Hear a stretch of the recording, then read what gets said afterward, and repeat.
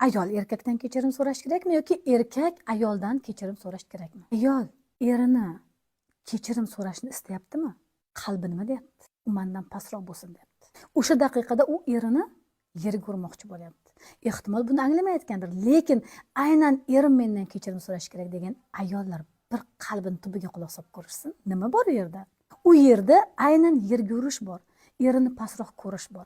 Chunki kimdir bir inson boshqa insondan kechirim so'rasa, ikkinchi inson qanday holatda bo'ladi? Bir pog'ona o'zini nima qiladi? Yuqori his qiladi.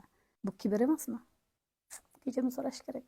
Ayb ish qilib qo'ydi. Ana kechirim so'ragandan keyin sizni ma'lum bir daqiqa tilingiz uzunroq bo'ladi. Nega? Chunki u bir pog'ona pastga tushdi. Siz erkagingizni past ko'rmoqchimisiz? Hattoki u sizdan kechirim so'ramasa ham mendan kechirim so'rash kerak degan fikrdamisiz hayolingiz? Biling, ertaga uni jamiyat past ko'rmoqchi bo'ladi. Ayol va erkak qonuniyat buzilmayaptimi? Nima deb o'ylaysiz?